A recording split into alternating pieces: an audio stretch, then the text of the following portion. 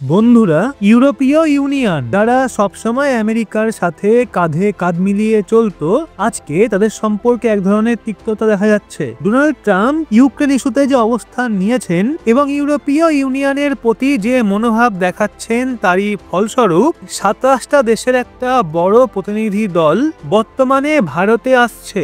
অর্থাৎ ইউরোপীয় ইউনিয়নের অন্তর্গত সব দেশই এখন ভারতে পৌঁছাচ্ছে। তো এই বৈঠক কেন এত গুরুত্বপূর্ণ এবং এটা কিভাবে আমেরিকাকে ব্যাকফুটে ফেলে দিতে পারে, সেই বিষয়ে আমরা সামনে আলোচনা করব। এবং এর পাশাপাশি আমাদের দ্বিতীয় বড় খবরটা আমেরিকা থেকেই আসছে, যা তার অসহায়তা স্পষ্টভাবে প্রকাশ করছে। আমেরিকা 4টে ভারতীয় কোম্পানির ওপর স্যাংশন আরোপ করেছে। তো দুখানা খবরই অত্যন্ত গুরুত্বপূর্ণ, তাই ভিডিওটা শেষ পর্যন্ত অবশ্যই দেখবেন। এছাড়াও যদি আপনি প্রথমবার এই চ্যানেলে এসে থাকেন, তাহলে নিচে দেওয়া সাবস্ক্রাইব বাটনটা প্রেস করে বেল আইকনটি টিপে দিন, যাতে আমাদের প্রতিদিনের আপডেট দেওয়া ভিডিওগুলো আপনার কাছে পৌঁছায়। তো চলুন শুরু করি এই ভিডিওটা। নিশ্চয়ই শুনে থাকবেন যে ভারত একটা উদীয়মান শক্তি, কিন্তু আপনি কি জানেন ভারত এখন শুধু উদীয়মান নয়, বরং একটা গ্লোবাল ব্যালেন্সিং পাওয়ার হয়ে উঠেছে। এরই বড় একটা উদাহরণ হলো ইউরোপীয় ইউনিয়নের 27টা দেশের 27 জন কমিশনার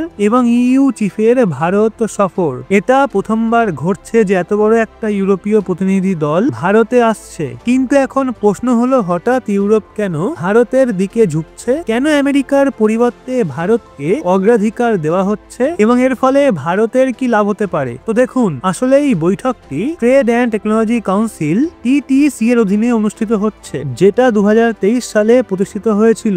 আগেরবার এই বৈঠক ভার্চুয়ালি অনুষ্ঠিত হয়েছিল, কিন্তু এবার এটা ভারতের মাটিতে সরাসরি আয়োজন করা হচ্ছে। এটা নিজেই একটা বড় ইঙ্গিত যে ইউরোপ ভারতের সাথে তার সম্পর্ককে নতুন উচ্চতায় নিয়ে যেতে চায়। এখনো পর্যন্ত ইউরোপীয় ইউনিয়ন কেবল আমেরিকার সাথেই TTC তৈরি করেছিল, কিন্তু এখন ভারতকেও সে একই মর্যাদা দেওয়া হচ্ছে। এই বৈঠকে প্রযুক্তি, ডিজিটাল বাণিজ্য, গ্রিন এনার্জি, সাইবার সিকিউরিটি এবং প্রতিরক্ষা খাতে সহযোগিতার বিষয়ে আলোচনা হবে। রাশিয়া ইউক্রেন যুদ্ধ ইউরোপকে কাঁপিয়ে দিয়েছে। শুরুতে ইউরোপ আশা করেছিল যে আমেরিকা তাকে সম্পূর্ণ সমর্থন করবে, কিন্তু ধীরে ধীরে আমেরিকা বিভিন্ন বিষয়ে দূরত্ব তৈরি করতে শুরু করেছে। সম্প্রতি আমেরিকা রাশিয়ার সাথে একটা গোপন আলোচনা করছে, কিন্তু এতে ইউরোপীয় ইউনিয়নকে অন্তর্ভুক্ত করা হয়নি। এই ঘটনার পর ইউরোপ উপলব্ধি করেছে যে তাকে তার পররাষ্ট্রনীতি শুধুমাত্র আমেরিকা কেন্দ্রিক রাখলে চলবে না। সেই জন্য ইউরোপ এখন এমন একজন সহযোগী খুঁজছে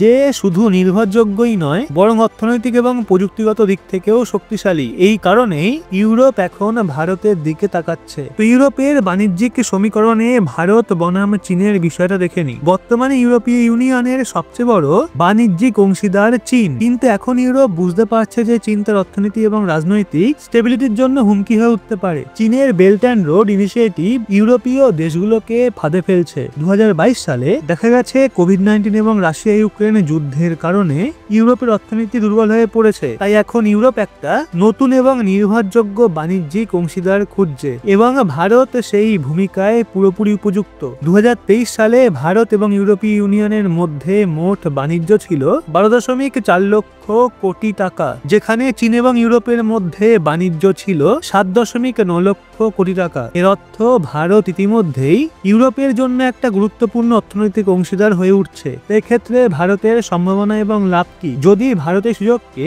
সঠিকভাবে কাজে লাগাতে পারে, তবে এটা ইউরোপে চীনের জায়গা দখল করতে পারে। ভারত এবং ইউরোপীয় ইউনিয়নের মধ্যে ফ্রি ট্রেড এগ্রিমেন্ট সম্পর্কিত আলোচনা দ্রুতগতিতে এগিয়ে চলেছে, যা ভবিষ্যতে বাণিজ্যের পরিমাণকে আরো বাড়াবে। Bharat semiconductor, clean energy, artificial intelligence এবং সাইবার সিকিউরিটি খাতে দ্রুত বিনিয়োগ করছে। ইউরোপ এই সমস্ত ক্ষেত্রে ভারতের সাথে অংশীদারিত্ব করতে চায়, যাতে চীনের উপর নির্ভরতা কমানো যায়। প্রতিরক্ষা খাতেও ভারত বড় সুবিধা পেতে পারে, কারণ ইউরোপের বহু কোম্পানি ভারতের সঙ্গে কাজ করতে আগ্রহী। এই কারণেই 27টা দেশের এই সফর ভারত ইউরোপীয় ইউনিয়নের সম্পর্কের জন্য একটা গুরুত্বপূর্ণ মোড় হতে চলেছে। নিষেধাজ্ঞার রাজনীতিতে America versus Bharat Bharat versus America. অন্য দিক দিয়ে দেখলে আমেরিকা ভারতীয় কোম্পানিগুলোর ওপর স্যাংশন জারি করেছে। আপনি আপনার স্ক্রিনে টাইমস অফ ইন্ডিয়ার একটা আর্টিকেল দেখতে পাচ্ছেন, যেখানে লেখা আছে US slaps sanction on 4 Indian farms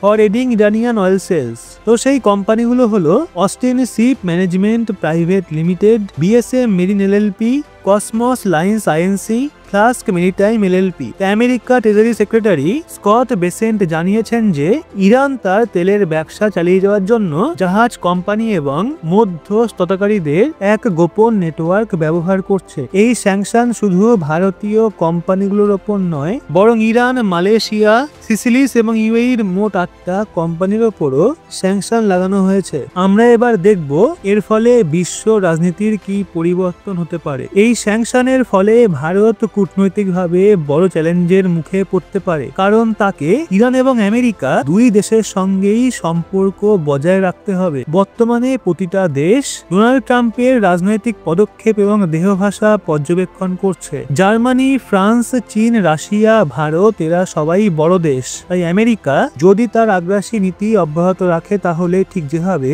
ইউরোপীয় ইউনিয়ন ভারতের দিকে ঝুঁকছে, ঠিক তেমনই অন্যান্য দেশে আমেরিকাকে ছেড়ে দূরে সরে যেতে পারে। তো বন্ধুরা, এখন এই পুরো বিষয়ে আপনার কি মতামত সেটা কমেন্টে অবশ্যই জানান, এবং ভিডিওটা ভালো লাগলে লাইক করে ইনফরমেশনটা শেয়ার করুন আপনার বন্ধু বান্ধবদের, এবং সেই সাথে এরকমই লেটেস্ট ইনফরমেটিভ ভিডিও পেতে সাবস্ক্রাইব করে চোখ রাখুন রহস্য বাংলার পর্দায়। দেখা হচ্ছে আবার পরবর্তী ভিডিওতে।